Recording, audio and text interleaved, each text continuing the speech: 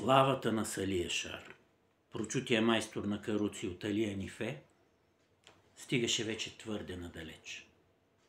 Такъв майстор като него никога по-рано не беше имало в Али Анифе. Кой знае дали щеше да има и отпосле. За околните села и дума не можеше да става.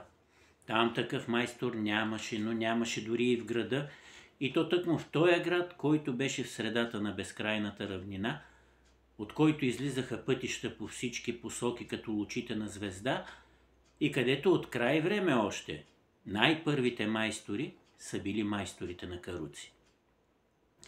Но това понякога се случва. Салия Шар беше се издигнал над всички по Божа дарба. Появил се беше случайно, както случайно се появяват по селата уния прочути знахари, които лекуват най-тежки болести и често пъти с някоя билка, с върха на нагорещено желязо или само с няколко думи, връщат живота на много умиращи. В Салия Шар наистина имаше нещо, което го оприличаваше на тия хора. Като всеки ковач, той беше здрав и силен човек, но инак беше благ, тих, дълбочен в себе си. Той приказваше малко, но и малкото, което кажеше, беше ясно, умно, отмерено, а на уния, които го слушаха, винаги се струваше, че в очите на Салия Шар остава още много нещо недоречено, премълчано и скрито. Като че вътре в душата на Салия Шар имаше друг ковач, който също работеше, също ковеше, а се не виждаше и само изкрите и от блясъците от това вътрешно огнище грееха в замислените очи на Салия Шар. Така Салия Шар беше прост човек, с изцапани ръце. Ковеше желязото и правеше каруци, но имаше вид на мъдрец и неволно вдъхваше уважение дори и на уния, които не го познаваха и нищо не знаеха за изкуството на ръката му. Той имаше и друг един навик, който също тъй беше добре познат на хората от неговото село.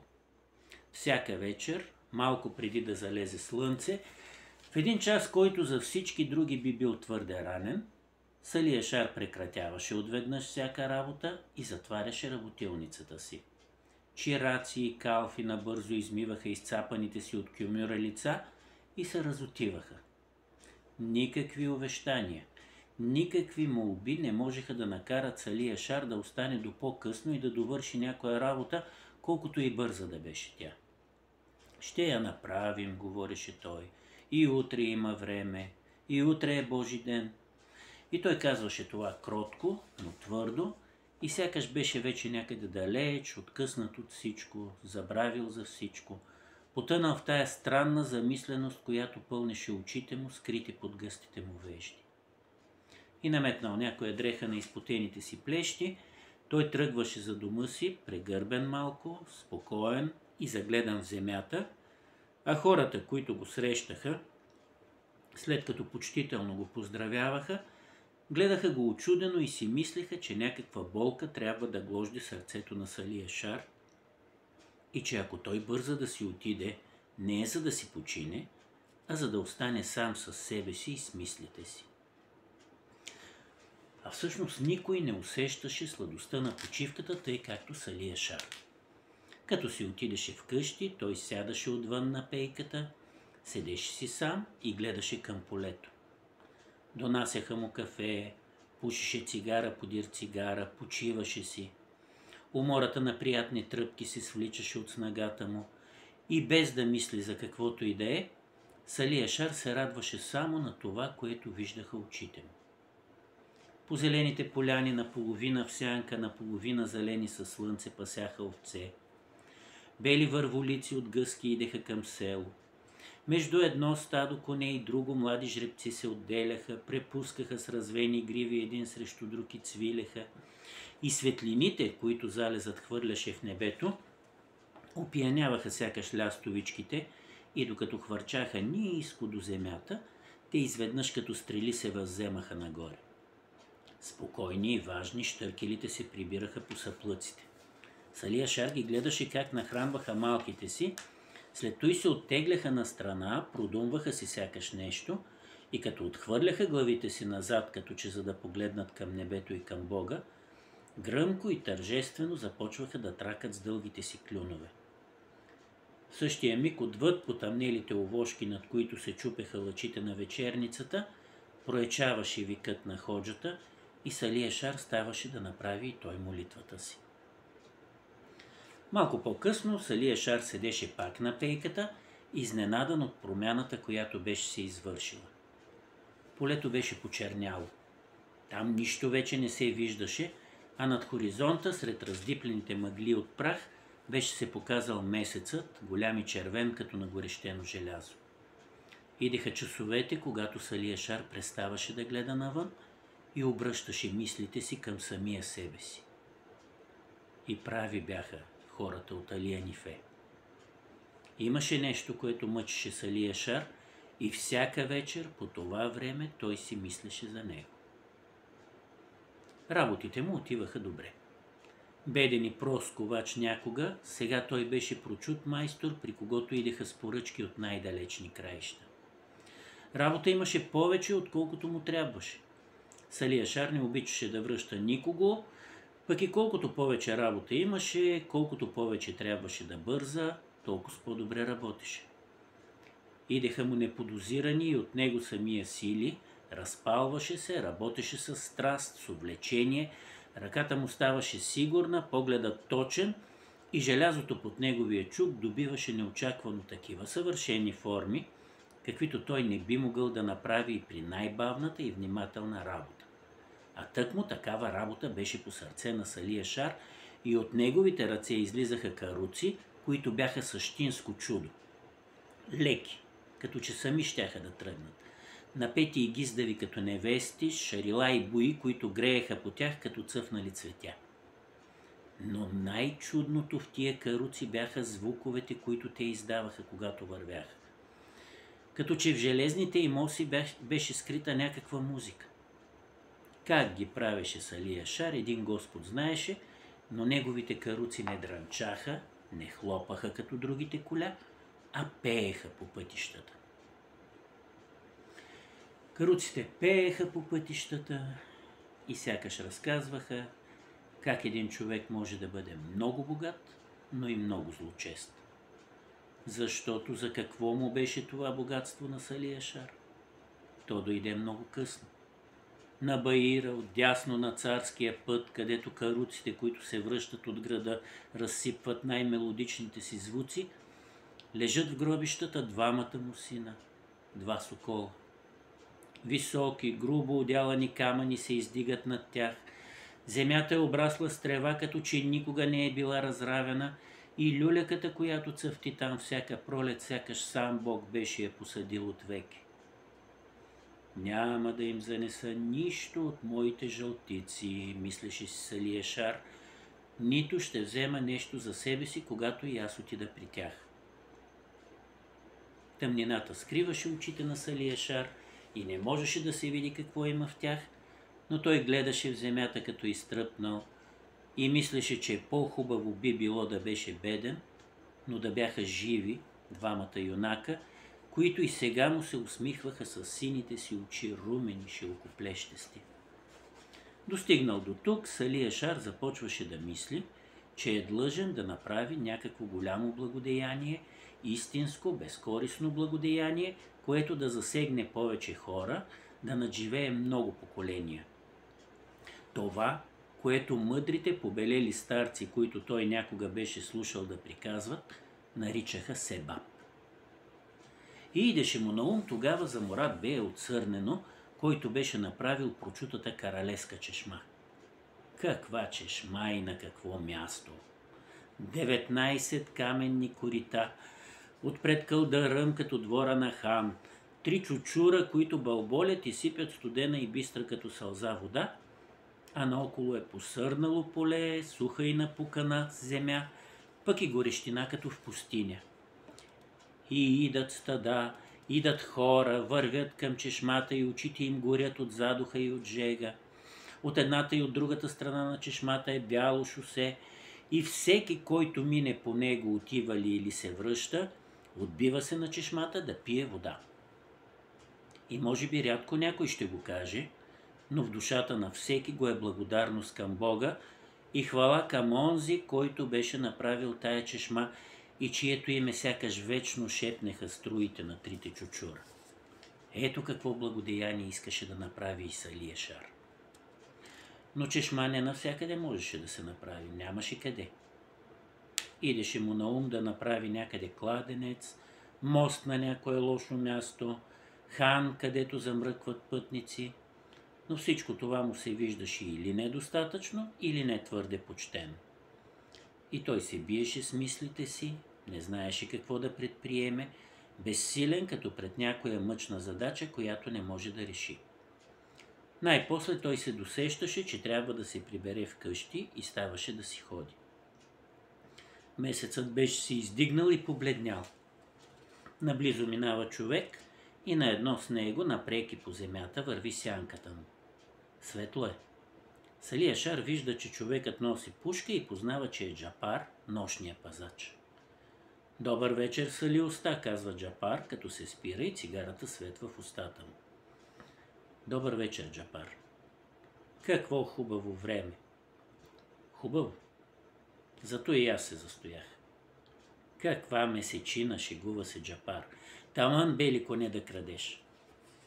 Джапар отминава нататък. Салиешар тръгва към къщи, гледа светлите петна, които трептят като жълтици в сянката на сълкъмите и мисли за това, което всяка вечер му иде на ум, защото всяка вечер Джапар минава от тук и му се обажда. Джапар е беден, но добър момък. Преди години той поиска дъщеря му, но тя го не рачи. От тогава се мина много време, Джапар обичаше да говори с Салиешар, но старецът чувстваше, че под това приятелство се крие друга болка и други мисли се таят под думите, които говореше Джапар. И тая вечер, като го виждаше как отминава в тъмнината и как свети цигарата му, той си мислеше, че у него е останало нещо от миналото, че в душата му още гори рана, както гори цигарата му в мрака. По обичая си Салиешар продължаваше да седи всяка вечер вън на пейката, но измамлив беше хладния вятър, който духаше от към морето. Салиешар се простуди веднъж и легна болен. Отначало той помисли, че е дребна работа, вярваше, че ще се поправи скоро.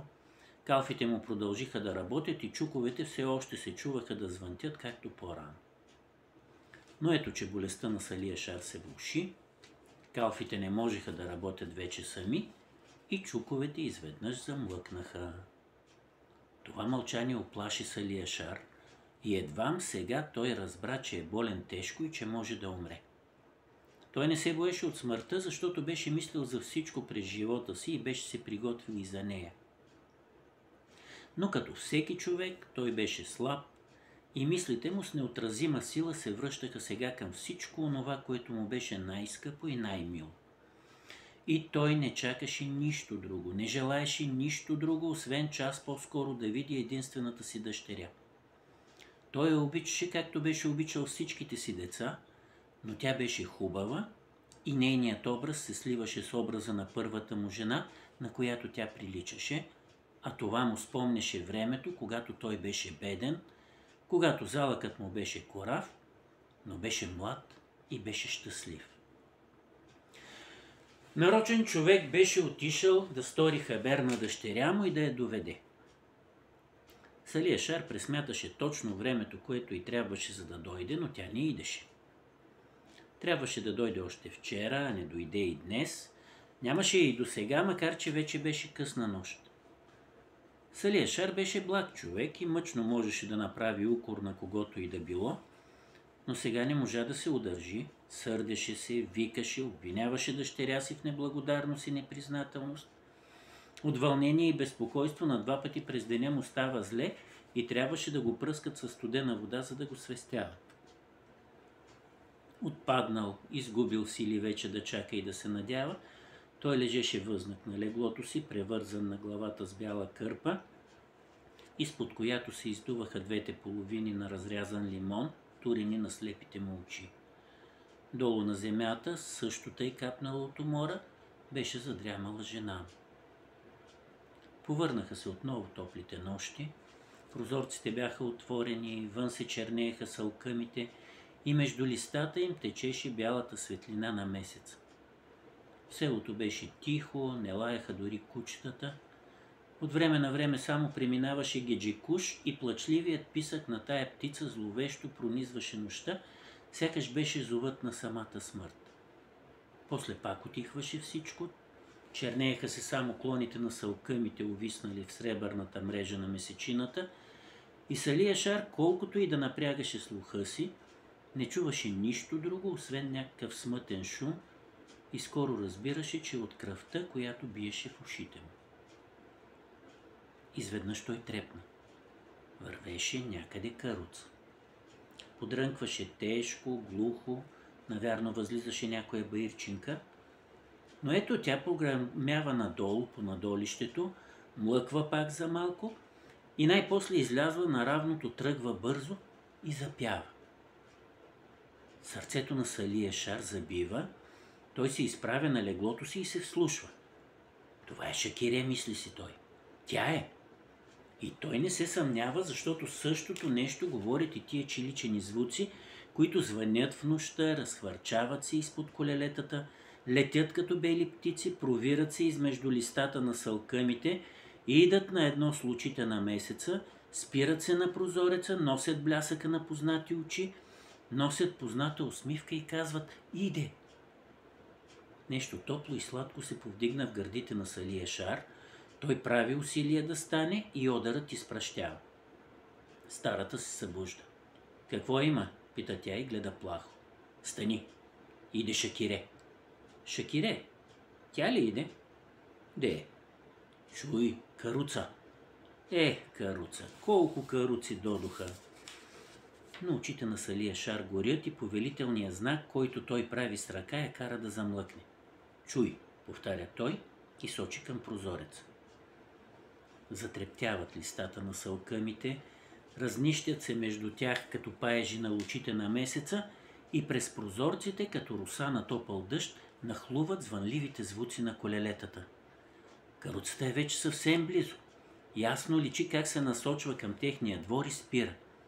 Пръхтят уморени коне, прогълчават мъжки гласове, между които и гласът на Джапара, и ето, стъпки вън, стъпки под самите салкъми и гласа на Шакире. Старата тича навън, две сълзи се отронват от очите на Сали Яшар, чертаят топли вадички по лицето му и капват на земята. Мина се месец и повече. Отдавна Сали Яшар беше здрав и работеше в ковачницата си. Той не умря, защото, както сам казваше, смъртта не дохожда, когато я чакаме, а когато най-малко и се надяваме. Но за всичко това той повече не мислеше. Страданията и болките се забравят лесно, щом здравето се повърне. Преди няколко дни дъщеря му си беше отишла и сега Сали Яшар, седнал както по-рано на пейката, мислеше най-вече за нея. Колко радост донесе тя в къщата му. До тога с пространната и голяма къща, която Сали Яшар беше правил със сметка, че в нея ще живеят много хора, и за да спре овреме любопитните погледи, беше я оградил с висок затрънен плет, приличаше на гробница. Навред беше тихо, напуснато, мъртво. Една само немощна и болнава стара жена се мяркаше насам нататък като привидение и сам той, гостенин от време на време вкъщи. Но ето, млада и хубава жена ходеше сега из стаите, слизаше по стълбите тичешката, минаваше по цълкъмите и огряна от слънцето и затова още по-хубава, влизаше в градината и се спираше между гюловете. Чу се песен, чу се смях, къщата оживя. Не, с много неща може да надари Бог някого, но няма по-голям дар от хубостта. Каквото кажеше Шакире, беше хубаво. Каквото направеше, беше добро. Той сам можеше да се каже оздравя, защото Шакире искаше. А поискаше ли нещо тя, то се виждаше възможно и ставаше. Като дете беше Шакире. На нея й трябваха игри, развлечения. Когато цялата къща беше причистена и наредена, Тя започна да отваря и да бърка и старите брашовски съндъци, гдето бяха скрити дрехите на майка и на първата му жена. И тежки и скъпи едновремешни премени. И всеки ден тя започна да се облича и труфи ту с едни, и ту с други дрехи, палава, луда. И докато всичко това за нея беше само шега, Сали Яшар я гледаше със свито сърце, защото пред очите му се събуждаха спомени и видения от друго време и от други дни. Веднъж, натруфената из пъстри прежди и с нов златен тел в ръце, тя влезе при него и седна до прозореца да шие чевре. На корави широки гънки лъщеше аленият атлас на шалварите й, по сърмата на синия елек, който стягаше гърдите й, горяха и се разсипваха ситни искри, и никога сякаш тя не е бивала тъй хубава. Веждите й тънко изписани като пиявици, лицето кръгло и бяло, очите й обкръжени с черни ресници като усил на чернокласо жито. Тя работеше своето чевре, мълчеше, но ясно беше, че си мисли нещо, защото се усмихваше сама. И ето, тя се заглежда за минута през прозореца, откъсва една жица с уста, след това се навежда пак над работата си, усмихва се повече и без да погледне Сали Яшар казва: а какво стана Джапар, какво прави? Сали Яшар трепна. Стори му се да вижда цигарата на Джапара да свети вечер около къщата му. Какво ще прави Джапар, каза той след малко. Добре, тук е. Нямаше усмивка вече на хубавото лице на Шакире. Каносените й пръсти по-чевръсто работеха. Тя нисичко запя нещо и такава ли беше песента или тъй се стори на Сали Яшар, но той сякаш виждаше зелено поле, нови каруци, които вървят и пеят, отиват далеч някъде. Много случки още си спомняше Сали Яшар, все свързани с Шакире. Той се разчувстваше, изпадаше в умиление и неволно си спомняше за оня тежък час, когато беше болен, когато мислеше, че ще умре и когато чу, че дрънка каруца и че иде Шакире. Оная каруца, която пееше сред месечината и която той никога не можеше да забрави. И Сали Яшар тъй силно преживява и мъката и радостта на този час, че също като тогава усеща, че очите му увлажняват и се премрежват от сълзи. Един есенен ден, един от ония дни, когато слънцето пече меко, когато небето е много синьо и във въздуха като сребърни жици се носят паяжини, Сали Яшар стоеше на пейката си и забеляза, че към него се приближаваше Джапар с преметната на рамо пушка. Някаква промяна имаше в него и Сали Яшар веднага я забеляза. Джапар беше избръснат. Тънките му руси мустаци бяха засукани и изтънени накрая, фесът му беше делийски накривен. И снажен и широкоплещест, какъвто си беше, той крачеше гордо с на високо разкопчани пачи. Сали Яшар не обичаше фудулите. Сви вежди и когато Джапар стигна до него и поздрави, той отвърна на поздрава му, но не го погледна. Струва ми се, мислеше си през това време Сали Яшар, че една вечер видях цигарата на тоя хайрсъзин да свети под салкъмите при плета. Видях и Шакире да се връща през двора оттам. Дали не е приказвал той скрито с дъщеря ми? Какво има Джапар? Попита след малко Сали Яшар, престорено спокоен. Какво ново? Новото е туй, каза Джапар, като подпираше пушката си до стената и се канеше да седне. Новото е туй, че с нощи си доде чауш и брям. Айде, холано, чуди се Сали Яшар, че нали казаха, че го били бастисали по пътя, че го убили? Тъй казваха, ама доде си човека, аз сам го видях. Явно беше, че Джапар се готви да разкаже цялата случка, но най-напред той си направи цигара, запали я и след той почна да разказва бавно и с тия подробности, с които хората от селата обичат да пъстрят речта си. Бях отишъл с нощи, започна той, към Касап Османовия харман. Лаяха кучетата там. Рекох да видя какво има. Нямаше нищо, седнах на камъка под бъза да си почина. Трябва да е било късно. Керванджийката беше изгряла. По едно време чувам джан, джан, върви каруца. Давам ухо, слушам, далече. Отвъд гробищата е, ама тъй хубаво се чува. Пее, пее. Джапар позамълча и замислено се загледа пред себе си. Да ти кажа ли, Салиуста?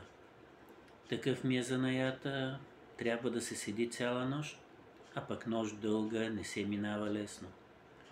Гледам, залисвам се, колкото време да мине. Понякога седя и слушам каруците, като се връщат. И знаеш ли, Салиуста? Твоите каруци, както ти ги правиш, ги няма ниде. Всяка си има свой глас, всяка си пее на свой макам. И седя, слушам ги и си казвам, ей, тази е на Мурада, таз на Халил Луешреф, таз на Керани. Та да си дода на думата, с нощи като чух каруцата, слушах, пътош час си рекох. Той е каруцата на Чауша. Не може да бъде да е друга. И наистина подир малко затупкаха боси крака. Гледам, чернее се фередже, върви жена и около нея деца скимучат като прасенца, плачат. Познах я жената на Чауша. Татко ви си иде, мама, дума им. И каруцата дрънчи, иде. Право да ти кажа, Салиуста, каза Джапар и въздъхна. Дожаля ми и си поплаках. Голяма радост, голяма донанма беше с нощи в къщата на Чауша. Цял изтръпнал, Сали Яшар гледаше в земята, мълчеше и мислеше. Той вече не се обади. И Джапар, като постоя още малко, взе си пушката и тръгна да си ходи. Салиуста, каза той. Каруците, дето ги правиш, себаб са. Все е хубаво, като се връщаш, да те познаят вкъщи и да излязат да те посрещат. Чули или не тия думи, не се знаеше, но Сали Яшар не продума и си остана все тъй замислен, обгърнат с гъстия дим на цигарата си. На другия ден Сали Яшар беше в ковачницата си и, което рядко се случваше с него, когато работеше, той 3 пъти подред слага чука си на наковалнята и като скръстеше ръце и се подпреше на него, оставаше тъй дълго време замислен, докато докалото работеше. Първия път той си спомни онова, което Джапар беше му разказал за връщането на Чауша. Втория път той си спомни как сам беше чул каруцата, когато идеше Шакире, и както винаги в тия случаи се просълзи. Третия път, когато Сали Яшар се подпря на чука и се замисли, той сякаш като на сън видя хиляди и хиляди каруци, които се връщат, които пеят по пътищата, а от ниските каштурки, над които се носи вечерен дим и прах, излизат жени с деца на ръце, други по-големи деца тичат наоколо им и всички вървят срещу каруците, за да ги пресрещат. Никога Сали Яшар не беше изпитвал такова вълнение и такава радост. Аллах, пошепна той и се улови за челото. Аз съм бил сляп. Аз съм бил глупав. Каква чешма и какви мостове искам да правя. Себаб. Има ли по-голям себаб от този, който прави? Каруци трябва да правя. Аз каруци. Момчета, извика той, хайде по-живо. И чуковете зазвънтяха по вьорса, искри засхвърчаха от червеното желязо. И макар калфите и чираците на Сали Яшар да бяха навикнали да виждат такава трескава разпаленост у него, все пак го поглеждаха учудени и усмихнати. Същия следобед Сали Яшар излезе от къщи и с широки крачки и с устремен в земята поглед, както му беше обичай, тръгна към каштурката на края на селото, гдето живееше Джапар. Той го свари с запретнати и изцапани с масло ръце да разглобява и чисти пушката си. Джапар немалко се зачуди, като видя Сали Яшара да иде у дома му, но още повече се обърка и слиса майка му, стара, грохнала жена. Пиха кафе, говориха за туй, за онуй, Най-после, когато останаха сами, Сали Яшар нерешително и с мъка, като подбираше и търсеше думите си, каза: Джапар, много пъти съм мислил за тебе, Чоджо. Трудиш се и ти, имаш. Не си останал на пътя, право е. Но от занаят до занаят има разлика. Все по-хубаво е да си имаш и ти парче земя и да си я работиш, както всички хора. Ето, аз имам. Искам да ти помогна. За мен не е мъчно, вземи, каза той решително, за да се отърве от затруднението си и подаде на Джапара една кесия. Но Джапар не посегна и не я взе. Още като заговори Сали Яшар, той само го гледаше, мълчеше, но нещо се смееше в сините му очи. Вземи, повтори Сали Яшар. Ще ми ги върнеш, когато можеш. Ще си купиш някое парче нива, ще работиш. Джапар взе кесията, но не изглеждаше да е убеден, а направи това, колкото да не схърчи хатъра на Сали Яшар. Преброиха парите, за да се знае, че са взети в заем. Хайде, че като се ожениш, каза с облегчение Сали Яшар, ще ти направя една каруца. Само да се задумиш. А аз няма да се женя, мрачно каза Джапар. А парите ще взема, щом искаш. Хей, чудно нещо. Че нали щеше да правиш Сали уста чешма? Остави, прекъсна го Сали Яшар, като стана да си ходи. Никаква чешма няма да правя. Каруци ще правя аз, той стига. Сали Яшар се върна в работилницата си доволен. Защо направи това, той не искаше и не можеше да си даде ясна сметка, но както беше навикнал през времето, когато лежа болен да се подчинява на дъщеря си, тъй сега му се струваше, че изпълнява нейно желание. Виждаше одобрителния поглед, усмивката й.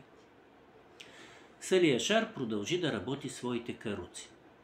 Те пееха сега много по-хубаво, отколкото по-рано, и Сали Яшар ги правеше тъй не само да задоволи мющериите си, но защото беше вече убеден, че наедно с това той върши онова голямо благодеяние, за което толкова много беше мислил. И когато месец-два по-късно го сполетя ново едно нещастие, то не го засегна много дълбоко. Помина се зет му и Шакире остана вдовица. Тя се върна при Сали Яшар и никой не се очуди и никой не осъди прибързаността й, когато още наскоро след смъртта на мъжа си тя се ожени за Джапара. Сали Яшар работеше сега каруцата, която беше обещал на новия си зет. Всичко беше готово. Дойде ред да опитат звуковете, които щеше да издава тая каруца, песента, която щяха да пеят колелетата й.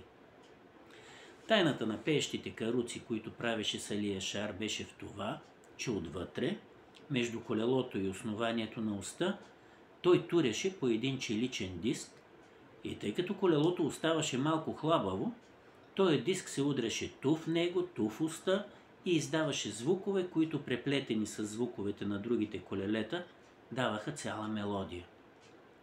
Всичко това беше много просто и ако имаше някаква тайна, тя беше в сплава, в размерите и формата на дисковете, а това знаеше вече само Сали Яшар.